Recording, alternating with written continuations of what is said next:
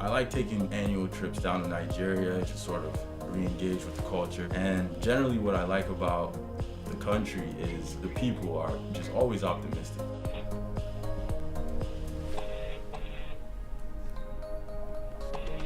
We have this generational history of poor development, poor infrastructure, and a system of those at the top don't really want to support the people at the bottom and create middle class and create a strong economy. But ultimately Nigerians remain positive, optimistic, like tomorrow will be my day. Hello? Hey Maxwell, what's going on? Good. What's up? So we started like construction and stuff. Like how far along are we with the build out? And what sort of really shocked me and really put me back was when I saw that optimism had been lost. Well, we're almost done. We have one shop connected to the grid now. Mm-hmm. We should have the other two before Tuesday. How soon before like the customers can start like getting plugged in and getting access to electricity? It's an environment where you literally have an average of 4 hours of electricity in a day. When you go and experience 4 hours of electricity in a day, it puts things into perspective for you. This is quite literally the biggest problem that exists in Nigeria. This is the single biggest problem. I felt that I had acquired some skills and some networks that could be effective to solve this problem, and if at the very least, make an impact to push the initiative on this in a way that I think would be meaningful, in a way that could drive the needle at least a little bit forward. I tend to have all three clients connected by Wednesday. Let's say Wednesday, Thursday at the most. The reason is just going to be a wiring challenge is moving from where the grid is to the actual shops, because we can't use the existing infrastructure. We have to put our own infrastructure online, and that takes a bit of time to accomplish. But I'm confident that by Wednesday or Thursday at the most, we should be live. And like I said, we've done one already, and it's the results are very promising. And we're going to duplicate that in the other two stores. Okay. Called my mentor, smart guy, very intelligent guy. He's a high-level executive at an investment bank, and we discussed this. I said, listen, we got to do something. I think there's a huge opportunity here. I think we can make a huge impact. I think we have the resources, the capital to do this, and I think we can make this work. The next call I made was to one of my best friends. He's gone on and achieved his PhD, and he's an incredibly bright guy.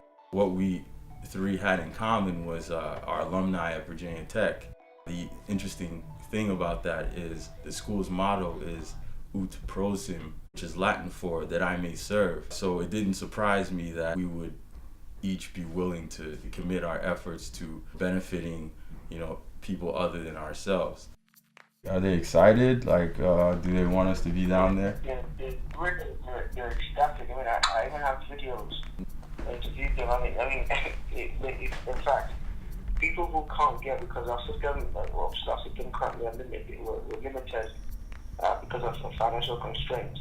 Okay. So in a shop, in a plaza of about 15 people, we're only deploying our systems to save 3 people.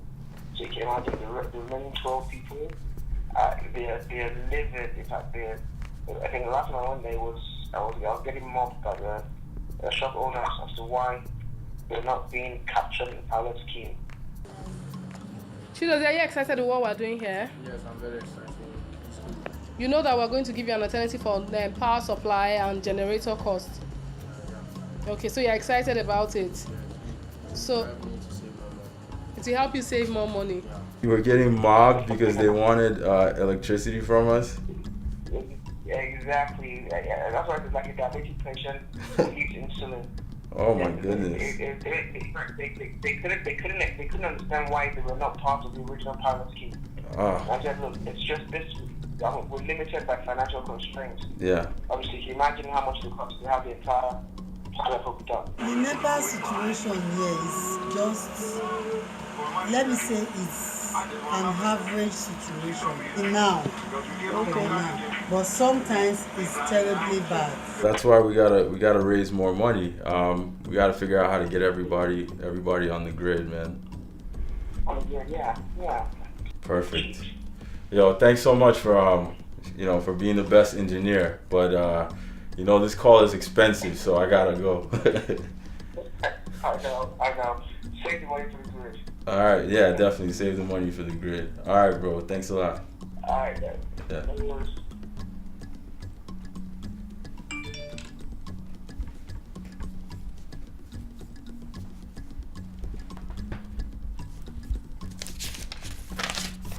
It's just not a problem that can be ignored.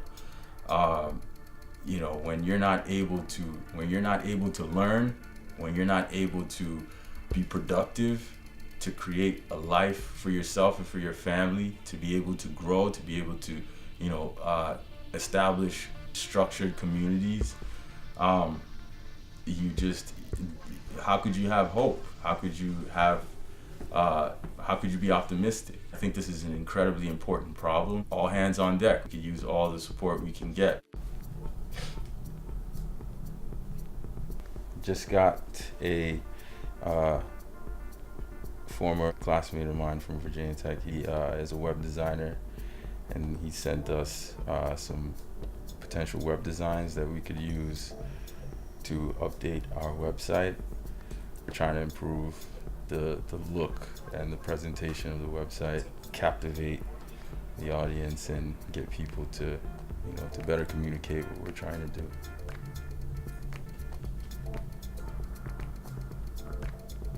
I just refuse for this concept to fail. I mean, it's just so important to me, and it's so important what could be created from this.